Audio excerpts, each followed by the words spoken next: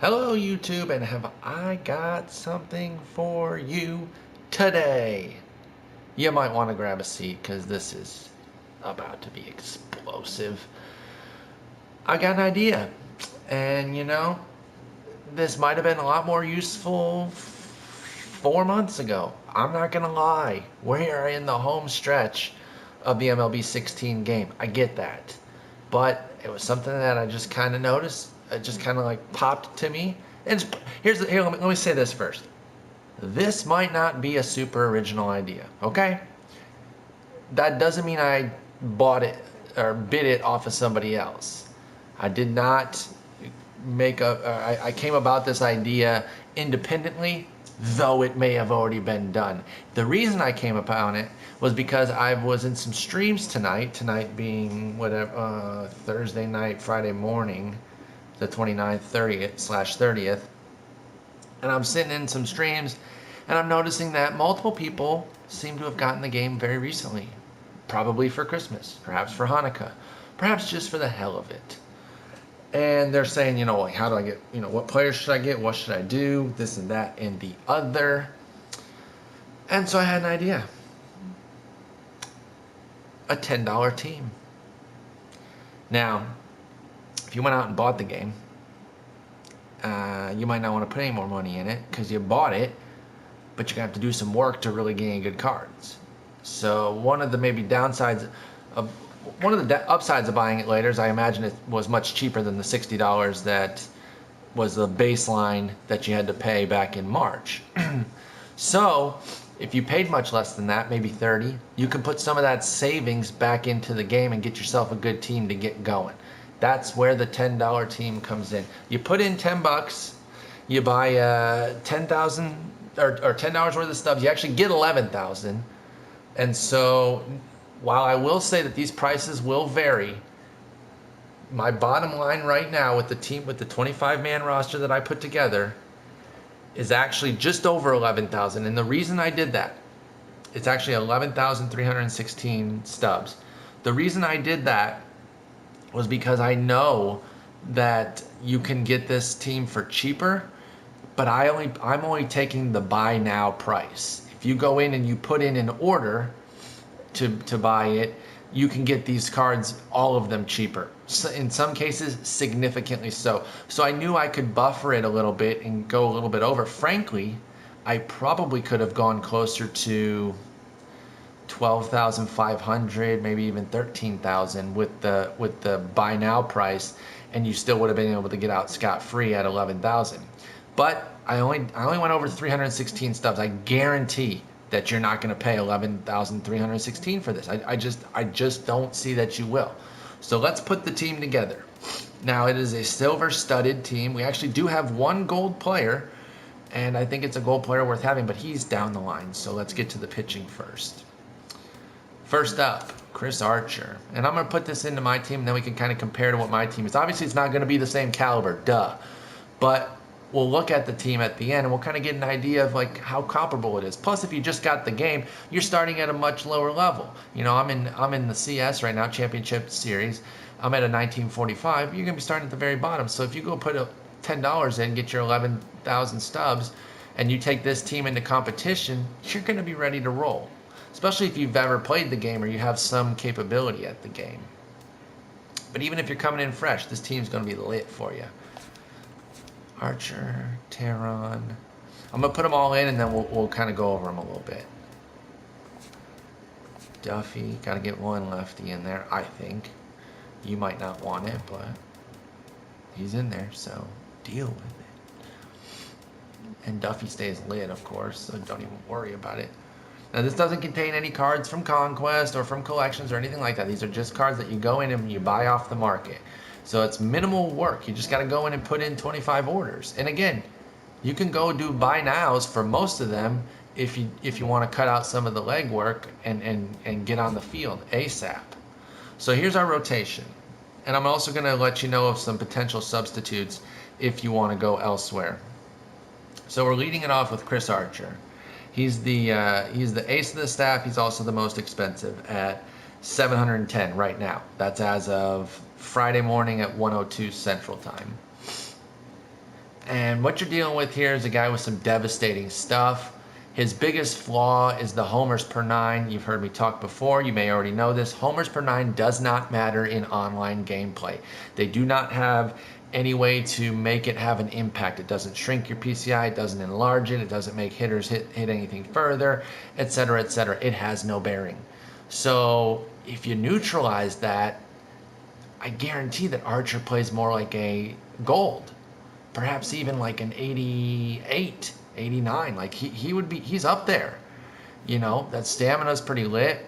The hits 9 leaves a little bit to be desired, I'll admit, but that K9 is excellent, and then the velocity and break are tremendous. So, there you go. You got your ace. By the way, I mentioned this for new players because, again, I was in, it was actually Chief Redbeard's stream where I really saw it, but I'd actually seen this on Wednesday in another stream of people saying, hey, I just got the game. I know that one of the guys in the Twitch community, Fiery Gaming, literally just got a PS4 because a group of us headed by Josh Vargo donated money to get him a PS4 and the game. So I know he's going to be looking to make a team as well. So there are folks out there who are going to be doing it. But even if you've been playing a while, and you maybe are looking for something new, a different kind of challenge, maybe start a secondary account. It doesn't cost anything. If you have your PS Plus, you can start a second account, create a brand new team, plop in the $10, and do this yourself too. So I challenge you, and if you do that, let me know how it goes. Let me know what kind of team you put together, and maybe we can put some $10 teams out there and have some fun with it and play against each other or something like that. So feel free to let me know. Leave a comment below, or hit me up on Twitter at Sporer, Sporer, if you want to participate. Anyway, back to the team. Julio Teheran, one of my favorite underrated pitchers. Really solid across the board, and again, his biggest deficiency doesn't hurt us. It's the 56 homer 9. So I don't know that, if you neutralize it, he might be a base gold, more of an 85 right there. But the fact of it is, he plays up pretty well. This is a very solid card. I know that one of my friends in the Twitch community, Nixie, has him in our franchise, and she loves him. That's right, a woman, and she does play this game, and she's quite solid actually. She's shown a lot of improvements. So don't think that it's only guys playing, though it is the large majority. But she's realized the quality of Julio Teheran. I'm a big Julio Teheran fan. Doesn't have overwhelming velocity, but does have a deep arsenal. Works kind of 92. I think you can peak his fastball at around 94. That's not great, but if you are starting from the bottom, even if you're an already established player, you're going to take your $10 team on a new account, you're going to be starting at the bottom. So you're going to be playing a lot of lower level players anyway. You don't necessarily need overwhelming velocity from every single starter. But he's got the 3 off-speed pitches that are all really good.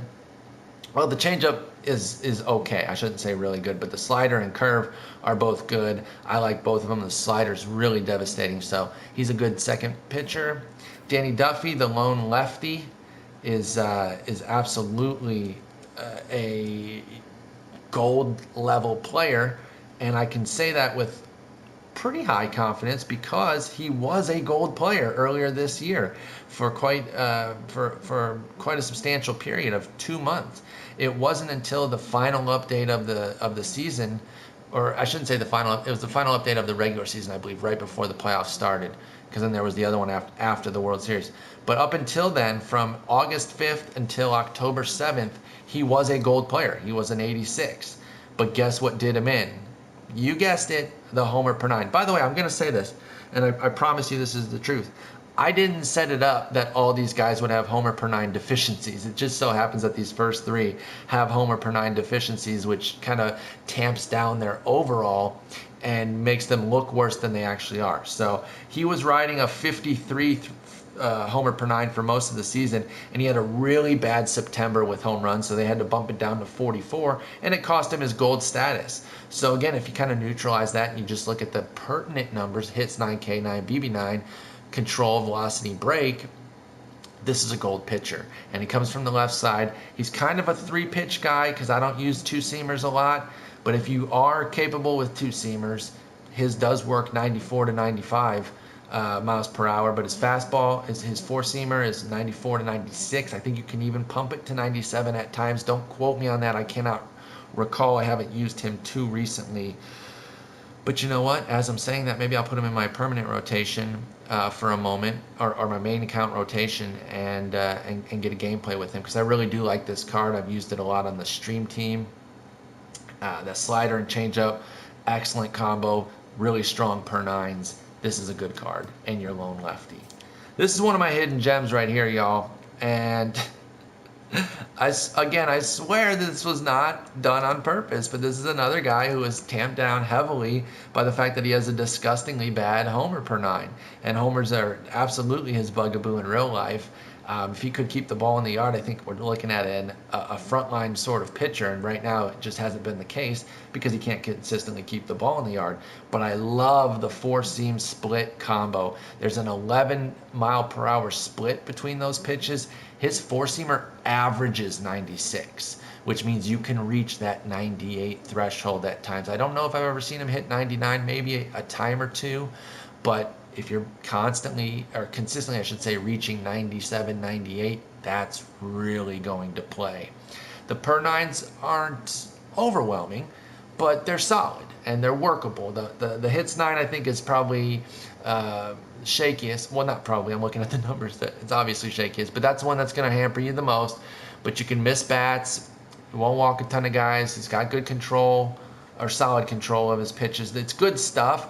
So you don't need the best control when you have that kind of stuff, because you're looking to induce swings and misses anyway. You're not trying to hit corners. You can kind of challenge in the zone, and you might miss your exact spot, but you're coming in at 98, so they're going to swing through it anyway. So I love this Kevin Gausman. I've used it in tournaments. I always draft it in my Silver Series with my friend Brady, and I just think it's a really good card. And then last is Yordano Ventura, and this is a straight velocity play. And again, this kind of goes to being in the lower levels when you start a new account, whether you're new to the game or, again, those of you who are established who might take this challenge underway and try it. You're just gonna blow them away with this guy. That's what you're going for. Again, average, like Gausman averages 96 on his fastball, which means you're touching 98, 99. And you're just going to use that pure velocity to beat lower level players whose bats just aren't quick enough to consistently hit velocity. He also has pretty devastating breaking ball and changeup combo. And again, you're getting that 11-mile-per-hour split between the four-seamer and the changeup. That's going to really keep hitters off balance. So this is just a pure velocity play. I like Yordano Ventura. I think he'll work. So, by the way, I mentioned Archer's price. I didn't mention the others. Tehran is $375 as of right now, and that's a buy now. Duffy, $409. Gausman, $277. Ventura, $310. Let's go to the bullpen. Now, I did go with 3 lefties here and 4 righties, but you may only want 2 lefties. I don't know. It's really up to you. This is where you can freeform a little bit more. Bullpen, I'll give some other names. Actually, I was supposed to give some other names on starters too. You could also go with Carlos Martinez. He's 402. Aaron Nolas, 319. Vincent Velasquez is 350. Garrett Richards is 352. Those are some other names to consider. I'm not going to break down the extra names. I'm just going to kind of give them to you and let you do with them what you might if you're interested. So we're going to go with Caps. Diekman's already in from there, from when I was using him earlier to finish those Rangers innings, which I did finish, by the way. I know I've been talking about those quite a bit in my gameplay videos. Soria.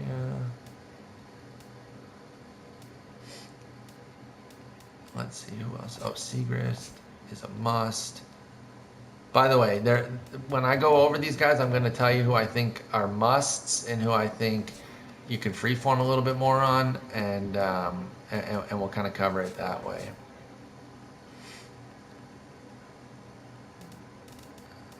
Let's see here.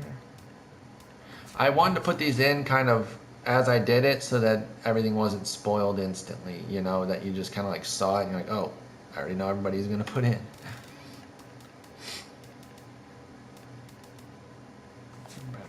Let's go. Doesn't really matter what position they're in. I mean, if you want Carter Capps to be your closer because he's the best of the bunch, then fine. I don't care.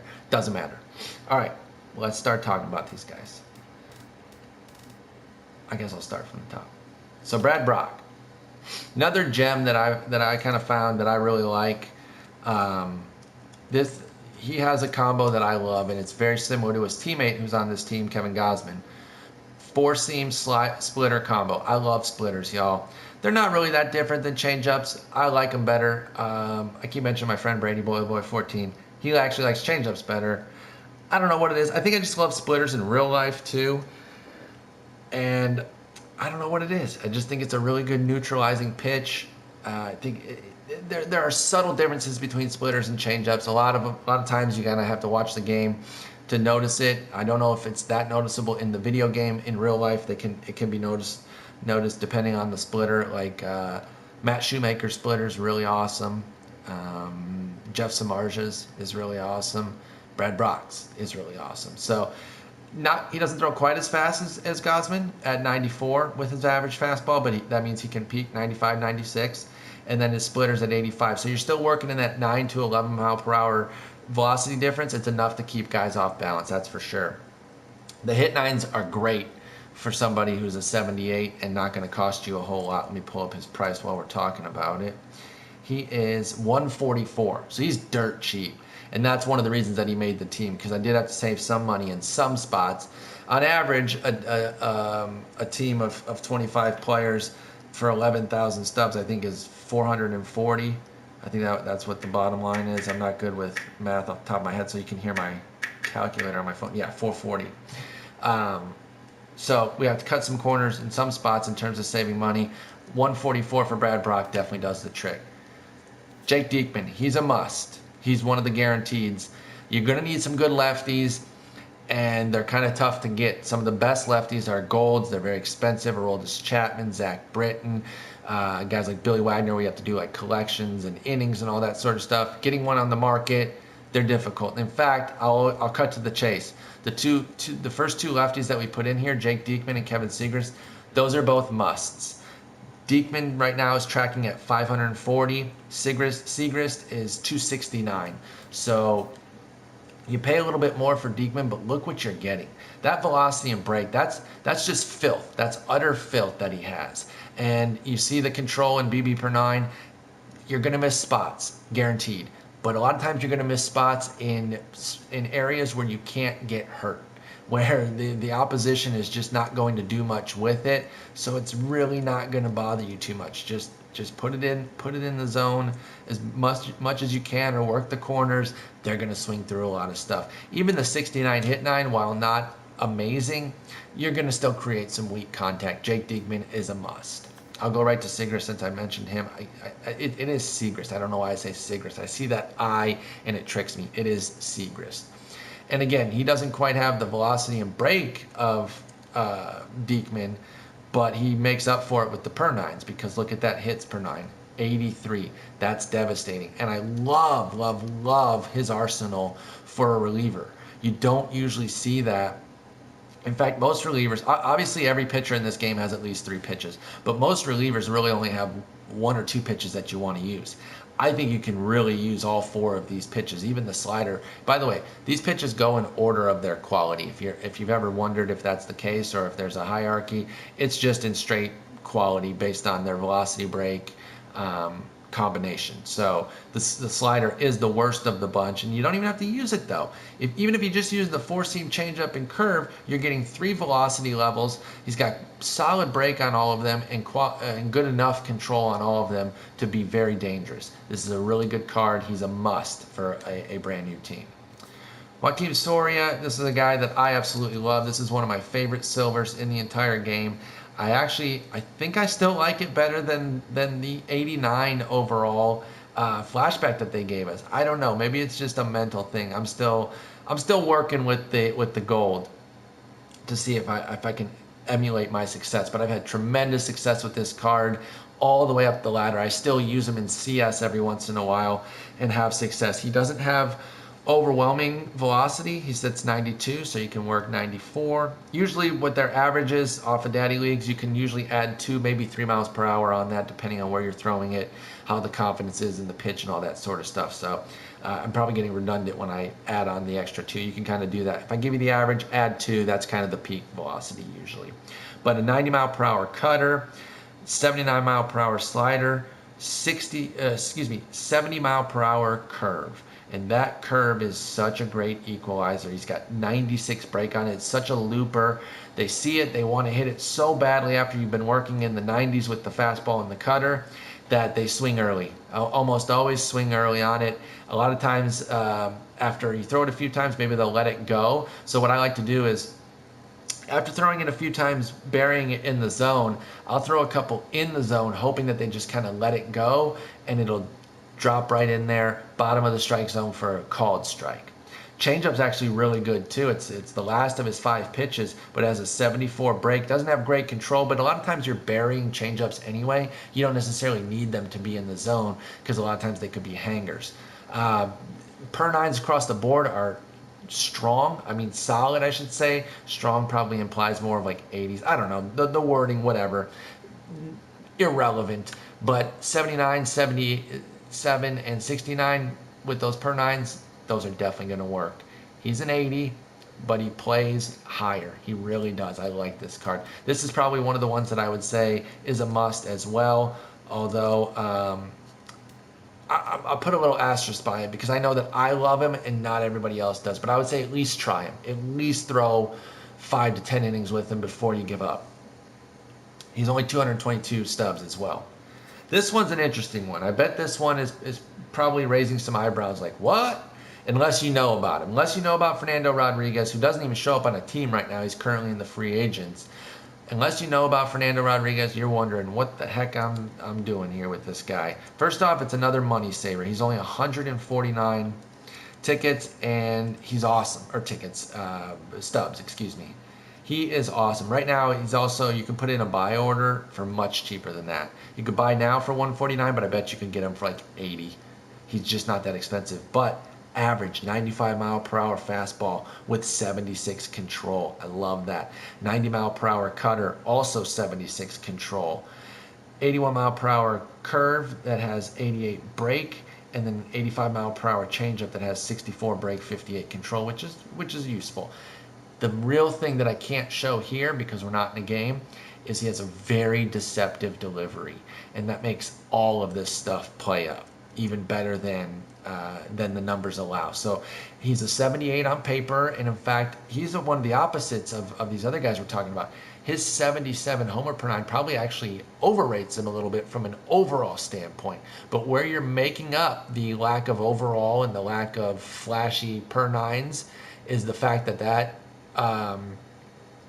delivery mixed with quality velocity, that ball sneaks up on you. I very much encourage you to use him. I wouldn't necessarily put him in the must category in terms of you have to get him in there, but I say give him a shot, take a look at that delivery, let me know what you think. Definitely leave your comment down below if you do decide to use Fernando Rodriguez. I'd be very interested to know.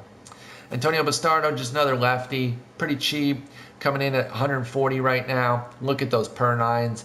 Doesn't have any control. You're trying to entice swings and misses, right? So you don't even have to be that great with him. You'll get swings and misses and bad contact. He's just an easy lefty to put in there. And then Carter Capps. Pardon me, I had to take a drink. What can I say about Carter Capps that isn't already known? I think even if you haven't played this game much, you probably know about Carter Capps. You want to talk about deception? This dude has it. Now, a lot of folks have seen him. I know that there are some people out there say, oh, I crushed Carter Capps. And I've had times where I've come back against him in a game and beat up on him. But even now, there are still times where I can't hit him. You know, it kind of depends who's deploying him, right? If they ride that fastball too much, I'll get to him. But if they're mixing with 2 breaking balls and that 97 mile per hour average fastball that can reach 99, maybe even 100. I don't know if he's peaked triple digits or not, but look at that 99 K9. How sexy is that? 80 hits 9, devastating. He's a must. He's kind of an obvious one, especially if you're new to the game, building a new team. He's 398. He's under the average of 440 per player. You just got to get him in there. So Carter Capps. That's going to finish it off on the pitching side. A couple other names to consider. Luke Hochevar is at 379. Ryan Madsen's another sneak one that I really like, 230. It was between he or Fernando Rodriguez. I went ahead and put Rodriguez in. AJ Ramos, 244. A couple other lefties to consider. Justin Wilson at 350. Will Smith at 225. And then Jordan Walden is basically a poor man's Carter Capps. He costs 179. If you do decide to go some higher costs elsewhere and you do end up needing to save some stubs, maybe you could make that switch. But I would try Capps first. All right, let's build this lineup. And hang on, we're gonna do the Sanchez. I'm putting them in order of first, second, catcher through right field first, and then we'll go over them. I'm putting the guys up for the bench as well, though. So, Gary Sanchez, that's just a fun one, by the way. Maybe I should cover them as I put them in. Actually, I will do that by position. So let me put the two catchers that we have. We're going to put two catchers on the team. You don't necessarily need two catchers, but I think you could do it. If you're building a new team, it's good to have it. I don't think there's debate about whether or not I keep referencing him. Brady has never had a backup catcher on his team, and he says his catcher literally never gets hurt. I don't know how many times my catcher has gotten hurt, even with a backup, so maybe you don't need it. But Gary Sanchez is better against righties, so they do kind of do the same thing, Sanchez and Schwarber, because look at what he does against righties. But even if you don't use him as catcher, he's a good bat off the bench. I mean, look at that power. And you could fake him in left field. I wouldn't do it for much more than maybe an inning or two, but he's just a good bat off the bench. I was trying to make sure I had a complete team, and usually a complete team includes two catchers, so that's why I included him. Sanchez, that's a fun guy. I think a lot of people want to use him. He's got quality defense, good hitting. I think it'd just be fun to use him. I think he actually plays better than his 82 as well, and even than his power and contact numbers. He just seems to play a little bit better. Maybe that's anecdotal because I've only used him for a handful of at-bats, but I'm putting him in. He made the team.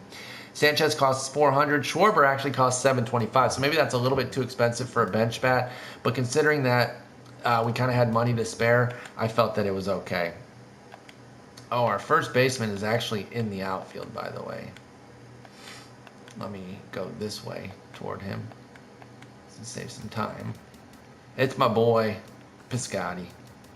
He's a beast. So we'll put him there, and I think we have some other right fielders on the team. We might as well get them situated. Do we? Actually, I think all of our outfield and our bench outfielder, are actually center fielders. That's interesting. So I'll get to Piscotty in a moment. Let me just do this. He goes in there. LOL at putting Odubel in for Reggie Stocker. Reginald's like, wait, what did I do? What the heck did I even do? Well, Reginald, you're done, okay? Just kidding. Do I even have home dude? Oh, there he is.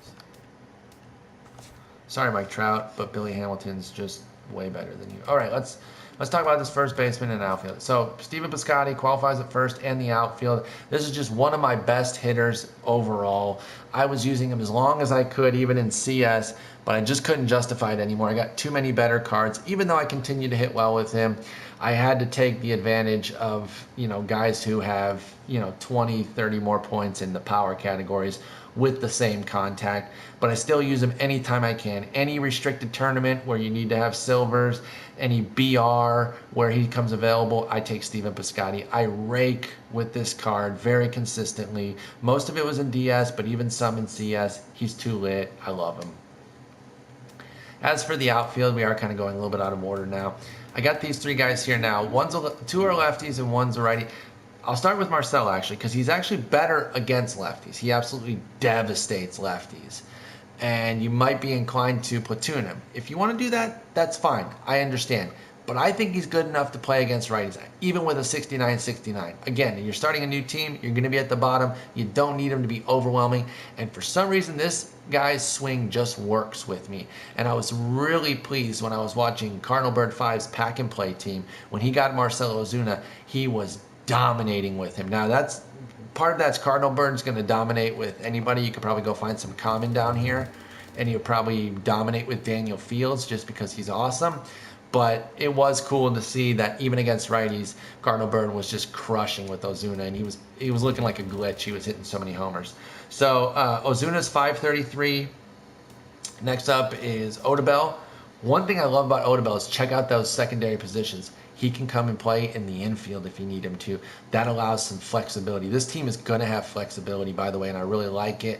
You might want to platoon him. That power against lefties is really bad. Even the contact isn't that great, but look at him against righties. He's a staple in your lineup against righties. Maybe you bat him lead off against righties and maybe down at 8 or 9, depending on where you bat the pitcher against lefties. You could probably still keep him in the lineup if you wanted to, though.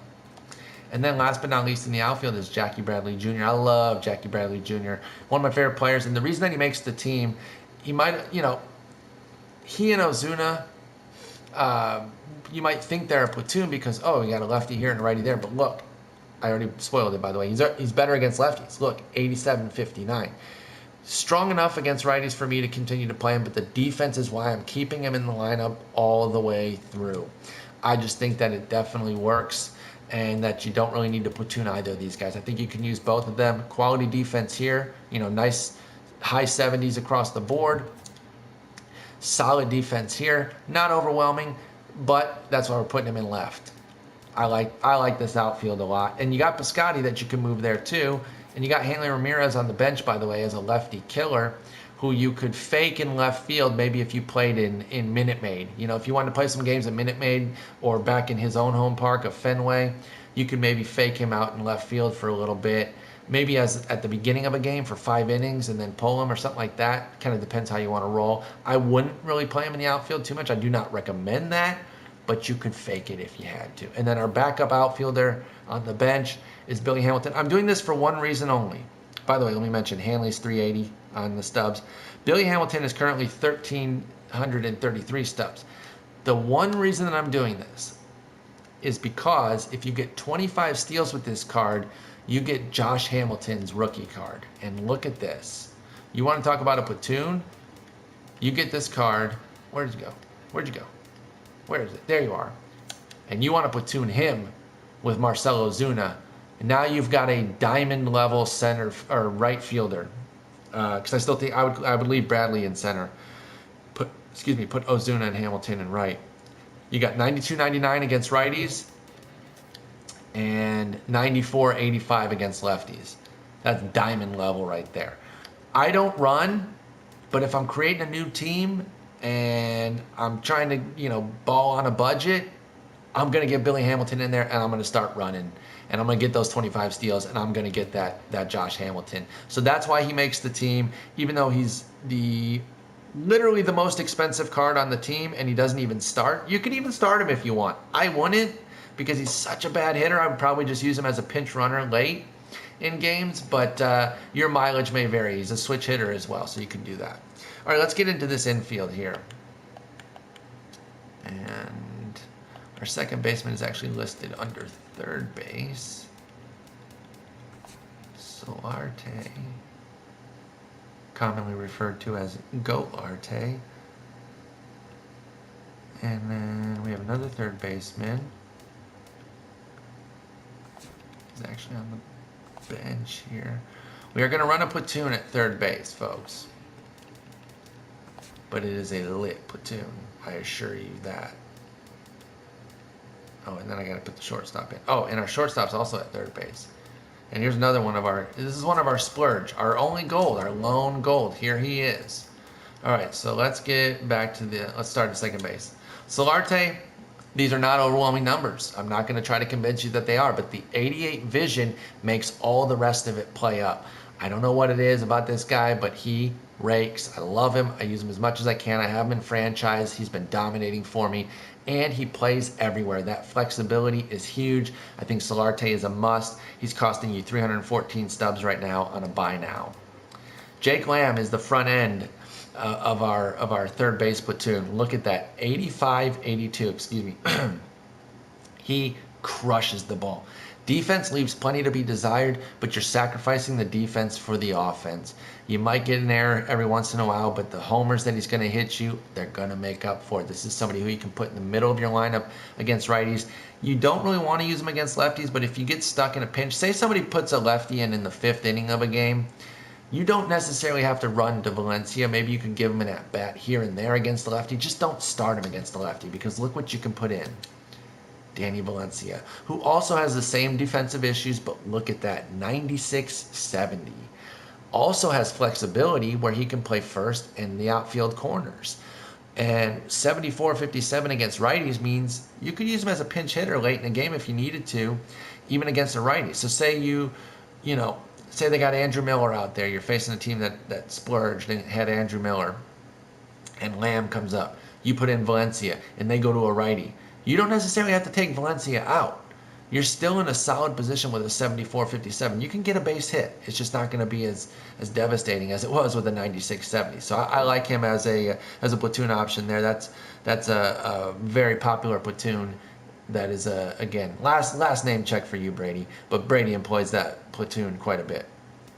And then our splurge, Justin Turner. Oh, by the way, I should mention Valencia, 253 stubs. Lamb, 359. Turner is 1282, but look, he absolutely kills righties. And he plays second, third, and short. And even though you might want to platoon him, I don't think you have to. I know 53-61 is not great, but the 71 vision and the 92 clutch, which means that's with runners on, that's the only time that comes into play. I just think he plays better against lefties than his numbers suggest. He kills righties for sure, but I don't have that much trouble hitting lefties with him. I would play Justin Turner all the time. I don't think you have to platoon him. And if you're going to spend 1282, you probably shouldn't platoon him. So we're going to go ahead and start him all the time. And then we're going to have one more bench, and it's actually going to be a free card. It's the free A-Rod. We're going to go ahead and do that. That's a money-saving tactic. Plus, you can start working on the mission for the super A-Rod. And if you did want to platoon Turner, this would be the card. This is perfectly fine card to do it. First off, you get an excellent defense and speed, but you also get a 51-87, so you get that big power boost against lefties. So you could platoon Turner, or what you could do is against a lefty, if you didn't want Valencia and you wanted a different card, you could put Turner at third for Lamb, and then move A-Rod in at short. This flexibility is what I really like about this team. There is no one way to do it. But I do think you should go with the A-Rod on the team as well. Now let's set this lineup, because we've got the team set, and here's what we're looking at. So we're assuming against a righty to start.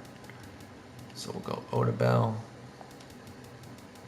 Turner, Lamb. I'm going to bat Piscotty fourth.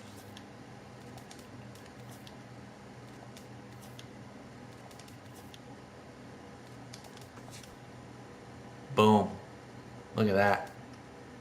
If you want to do the right-lefty thing, that's totally fine. I bat my pitcher eighth. You don't have to. Honestly, I'm not even going to lie with y'all. I forget the reasons that it's advantageous. There was this whole article about Joe Madden talking about why it's advantageous. I forget. I just do it. I'm a hipster. I'm gonna cop to that. I'm being a baseball hipster when I do it. I forget the advantages of it, but you can go either way with it. So if you're gonna bat your pitcher last, this is what it would look like. And again, if you really wanted to, you could just do that to kind of keep the every other situation going. Against a lefty, here's what I would do.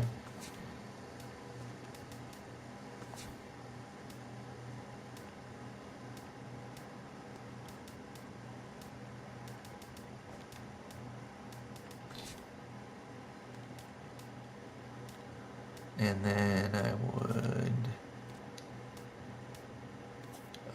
let's see, remove him down.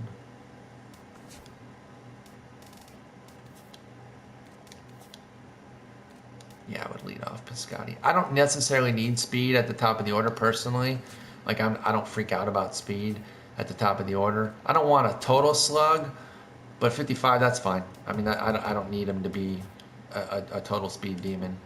Yeah, that's probably what I would do against lefties. Again, I'm still, and again, you don't have to play Turner if you don't want to. You could put A-Rod in there and then bump him up. So that's what it would look like against lefties. It's pretty righty heavy, but you still have a righty on the bench and a switch hitter as well. So there it is. That's the $10 team. Now let's look at the bottom line here. It's an 82 overall with 71 contact, 68 power, 67 speed, 71 defense, and 82 pitching. Compare that to my super team, and my super team has a 93 overall with an 85 contact, an 84 power, a 69 speed, only 2 points difference, 78 defense, and 91 pitching. But spoiler alert, I spent a hell of a lot more than $10 on that team. So this is the $10 team. Here's the rotation. Here's the lineup. That's the lineup against lefties, don't forget. The bench and the bullpen. I'll put the lineup back against righties here real fast, and then we'll wrap this sucker up. But let me know if you're going to do it.